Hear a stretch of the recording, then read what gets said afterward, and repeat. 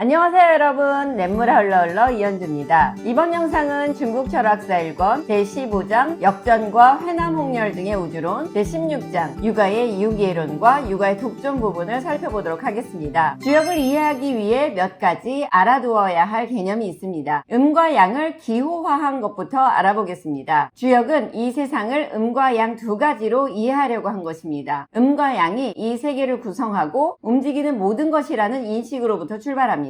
이런 인식에 도달하기 이전에 중국 고대 국가들인 하나라와 은나라, 주나라가 문제에 직면했을 때 의존했던 거북점과 시초점이 있었습니다. 거북점은 거북이의 등껍질 위에 칼로 구멍을 뚫고 그 구멍 주위를 불에 구운 후에 생긴 균열 자국을 조짐이라고 하고, 바로 그 조짐을 바탕으로 이후의 일에 대비하는 의미를 만든 것이었습니다. 당연히 이는 체계 없이 즉흥적이었을 겁니다. 이전에 조짐을 모아놓은 점사들을 참고해도 인과관계를 납득하기 어려웠을 겁니다. 이런 문제로부터 시초점이 나왔습니다. 이 시초점이 주역의 기반이 됩니다. 시초점의 시작은 음과 양 두 가지를 기호화하는 것이었습니다. 음은 가운데가 끊어진 선분 기호이고, 양은 가운데가 이어진 선분으로 표기합니다. 이 음과 양의 가능성으로 형성된 세상은 하늘과 땅, 그리고 그 사이에 사람인 천지인으로 구성된다고 생각했습니다. 이것이 8괴의 시작입니다. 하늘 자리에 음과 양이 올 수 있고, 가운데 사람 자리에 음과 양이 올 수 있고, 땅의 자리에 음과 양이 올 수 있습니다. 각각의 자리에 음과 양 두 가지 가능성을 조합하면 8괴가 만들어집니다. 이것이 우리가 아는 태극기의 건곤감리로 알려진 기호들입니다. 이런 기호가 8괴인데 이 8괴를 중첩하면 생기는 모든 가능성은 8 곱하기 8로 64괴가 되고, 이것이 주역입니다. 64괴를 주나라 사람이 창작한 것이어서 주라고 했고, 그 용법이 거북점보다 쉬웠으므로 쉽다는 뜻의 한자를 써서 역이라고 했다고 합니다. 이렇게 주역의 이름이 생긴 것입니다. 역은 그 출발이 거북점에서 시작되었기 때문에 점치는 데 쓰인 책이었지만, 이것은 고대의 불안정한 국가 운영에 어떻게든 대비하려고 한 고군분투였다고 이해할 수 있습니다. 그러다 보니 삶에 대한 여러 통찰이 기록되어 지금은 각종 의미를 함유한 책이 되었고, 64괴의 해석인 괴사와 각각의 괴에 따른 육효의 자리에 따른 의미 해석인 효사에 최대한의 통찰을 잡는 데 힘써서 현재의 체계적인 철학서가 되었다고 이해할 수 있겠습니다. 처음부터 8괴에 각기 대표하는 사물이 생겼던 것은 아닙니다. 앞에서 살펴본 것처럼 주나라 사람들이 8괴를 만들고 그것을 중첩하여 64괴를 만든 것으로부터 출발한 것이었습니다. 그런데 이를 후대 사람들이 부연하게 되면서 8괴는 각각 대표하는 사물을 상징하게 됩니다. 하늘 위에서 가장 사람의 주의를 끄는 것이 해, 달, 바람, 우레이고, 땅 위에서 가장 사람의 주의를 끄는 것이 산, 못이고, 생활에 가장 절실한 것이 물, 불이다. 이 사람들은 이것들을 우주의 근본으로 여겨 8괴로서 안배하고, 또 인간의 부모와 자녀 간의 관계에 따라 그것들 간의 관계를 추정했다. 이렇게 볼 때 고대부터 이미 음양의 설로 우주 간의 모든 현상을 설명한 사람들이 있었던 것을 알 수 있습니다. 그런데 앞에서도 살펴본 바와 같이 자주 음양을 언급한 이들은 도가였습니다. 노자와 장자의 도에 대해서 정리한 바 있습니다. 도는 만물을 약동시키지만 성인처럼 걱정하지는 않는다. 노자도 천지는 어질지 않아서 만물을 축으로 여긴다고 했다. 만물은 자연이 생기므로 천지는 본래 어진 일을 행하는데 무심하고 만물을 걱정하는 데에도 무심하다. 역전은 노자학의 도개념과 음양의 학설을 채택하여 건곤에 안배시켜 건곤을 도 혹은 태극이 낳은 우주의 두 원리로 삼았다. 이러한 상징이 부연된 후에는 사회의 안정된 질서를 위해 정명의 논리에 따라 임금, 신하, 남편, 아내,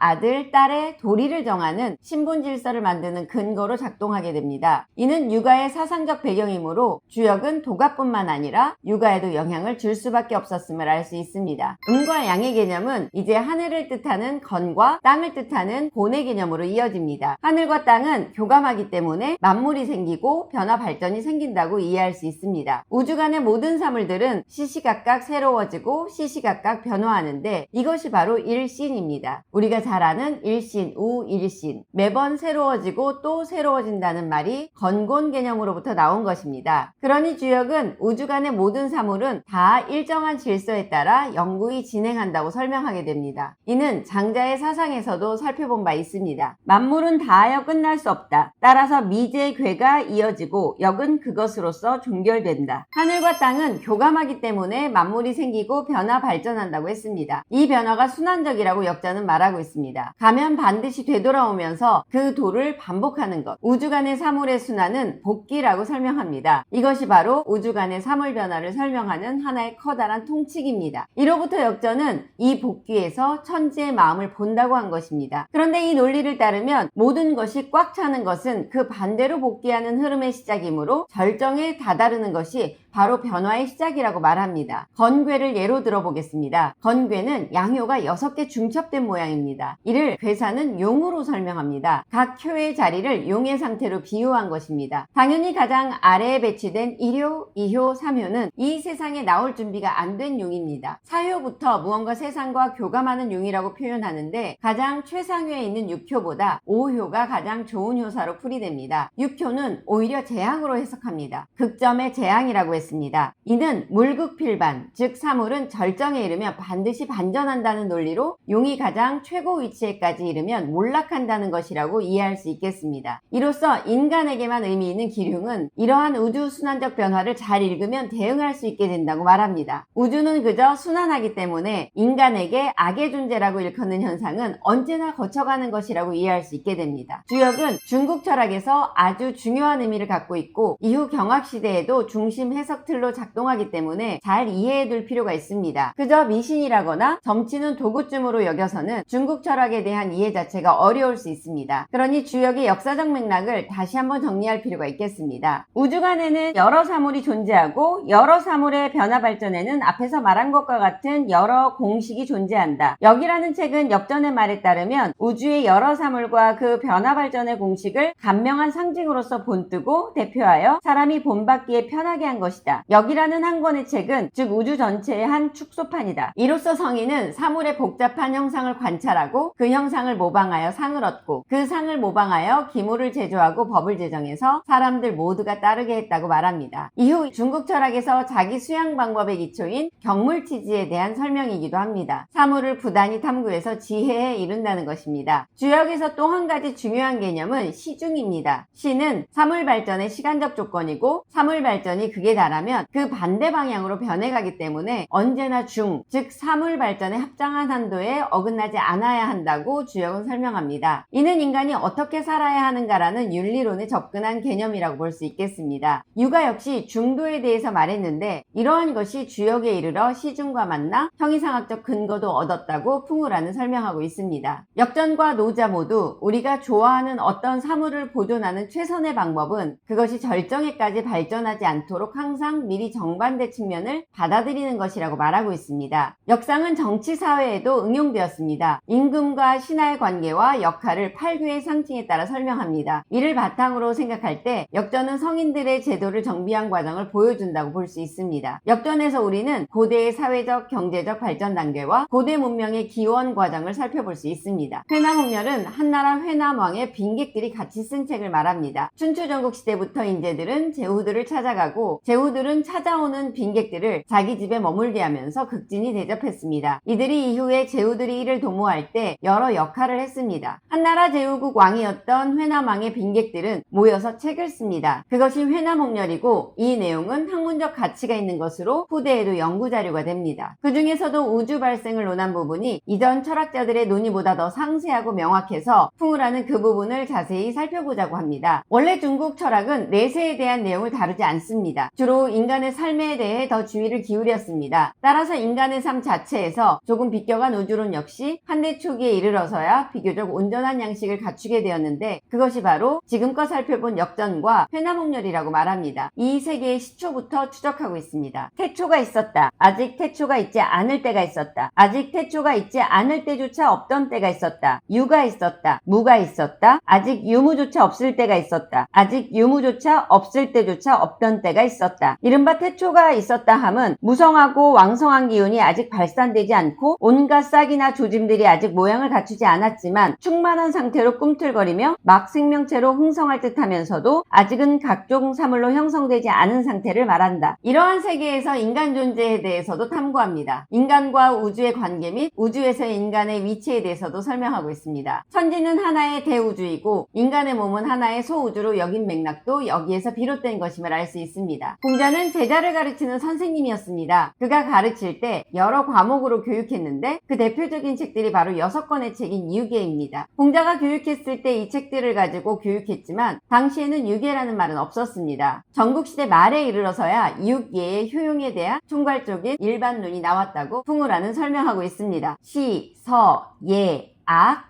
춘추, 역이 바로 그 육예입니다. 장자가 천하편에서 시로서 뜻을, 서로서 정사, 즉 정치를, 예로서 행시를, 악으로서 화합을, 역으로서 음양의 이치를, 춘추로서 명분을 계도했다고 했는데 이를 바탕으로 육예의 각각의 역할을 정리할 수 있겠습니다. 중국 철학사는 자학시대와 경학시대로 나눌 수 있다고 했고 다음 영상부터 경학시대의 사상사를 살펴볼 텐데 그때 연구하는 경학의 대상이 바로 육예이기 때문에 이 6건을 구분해 두는 것은 중요합니다. 유림전은 또 이리하여 여러 유자들은 비로소 그들의 경학을 정비할 수 있었다고 했는데 경학이란 육학, 즉 유계이다. 한 무제가 동중서의 대책을 채용하여 유계의 과목 혹은 공자의 학술에 해당되지 않는 것들은 전부 다 그 이념을 단절하고 나란히 행세하지 못하게 하자 마침내 중국 사상의 대부분은 유가로 통일되었고 또 유가의 학은 경학으로 확정되었다. 이후로 동중서에서 강의위에 이르기까지 책을 지어 주장을 수립한 인물은 거의 모두 그 학설의 독창성 여부를 막론하고 경학 속에서 그 근거를 찾아야 비로소 일반 사람들의 신뢰를 얻을 수 있었다. 풍우라는 유가의 흥기는 자학시대의 계시요 유가의 독조는 자학시대의 종결이라고 말하고 있습니다. 진한 통일 시대에 이르러서는 사상체계도 통일해야 했습니다. 진나라의 분서갱유가 지나치면은 있지만 시대적 변화에 따라 필요했던 것이었다고 저자 풍우라는 설명하고 있습니다. 그렇다면 어째서 그 많던 제자배가 사상들 중에 한무제와 동중서는 유가를 정통사상으로 옹립했을까요? 이에 대해서 풍우라는 유가 사상에 백성들 각 개인의 덕성과 능력을 개발시키는 교육이라는 개념이 있었기 때문에 국가사상으로 채택될 수 있었다고 말하고 있습니다. 여기에 유자들이 이전의 제도에 발갔고 그것을 이상화하고 일어날 근거를 지니고 있었고 유계라는 해석이 풍부한 탄력적인 저서가 이후로도 변하는 사회에서 지속적으로 활용될 수 있었기 때문이라고 분석합니다. 여기까지 중국 철학사 상권, 자학시대의 여러 학설에 대해 살펴봤습니다. 다음은 중국 철학사 학원의 경학시대 흐름을 살펴보게 됩니다. 여기까지 저는 냇물아 흘러 흘러 이현주였습니다.